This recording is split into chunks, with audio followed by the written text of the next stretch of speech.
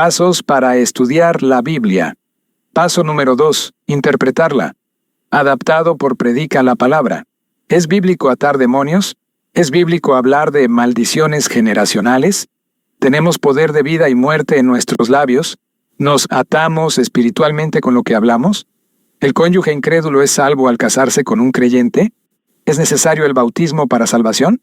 Todas estas doctrinas, aunque tristemente aún son muy populares dentro de algunas iglesias, son producto de una mala interpretación de la Biblia.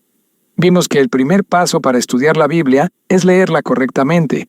Veamos ahora el segundo paso: interpretarla correctamente.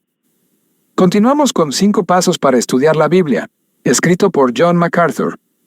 Errores que debemos evitar al interpretar la Escritura. Hay errores muy comunes que debemos evitar al interpretar las Escrituras. 1. No elabore conclusiones al precio de una correcta interpretación. Esto se refiere a no hacer que la Biblia diga lo que usted quiere decir, sino dejarla que diga lo que Dios se propuso comunicar cuando Él la escribió. 2. Evite la interpretación superficial.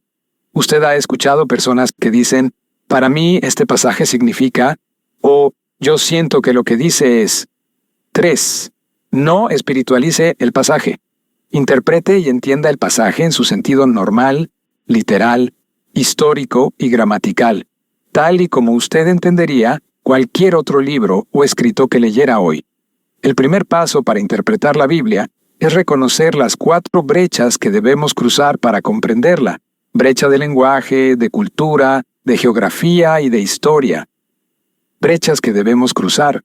Los libros de la Biblia fueron escritos en diferentes épocas. Para que nosotros podamos entender hoy lo que Dios estaba comunicando, existen varias brechas que necesitan ser cruzadas: la brecha del lenguaje, la brecha cultural, la brecha geográfica y la brecha histórica. La interpretación adecuada entonces toma tiempo, esfuerzo y disciplina. 1. Brecha del lenguaje. La Biblia fue originalmente escrita en griego, hebreo y arameo. A menudo, entender el significado de una palabra o frase puede ser la clave para interpretar correctamente un pasaje de la Escritura. 2. Brecha de la cultura. La brecha cultural puede ser difícil.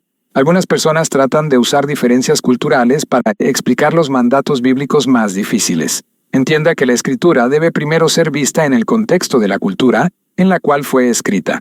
Sin un entendimiento de la cultura judía del primer siglo, es difícil entender los evangelios. Hechos y las epístolas deben ser leídas a la luz de las culturas griega y romana. 3. Brecha de la geografía. Una tercera brecha que necesita ser cruzada es la brecha geográfica. La geografía bíblica hace que la Biblia cobre vida. Un buen atlas bíblico es una herramienta de referencia invaluable que puede ayudarlo a comprender la geografía de la Tierra Santa. 4. Brecha de la historia. Debemos también cruzar la brecha histórica.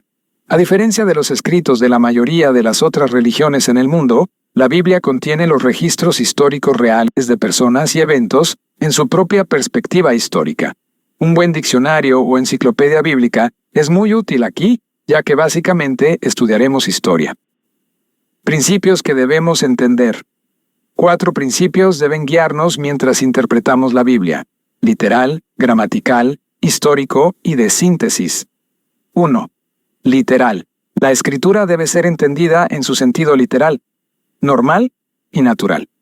Aunque la Biblia contiene figuras de lenguaje y símbolos, su intención es transmitir una verdad literal.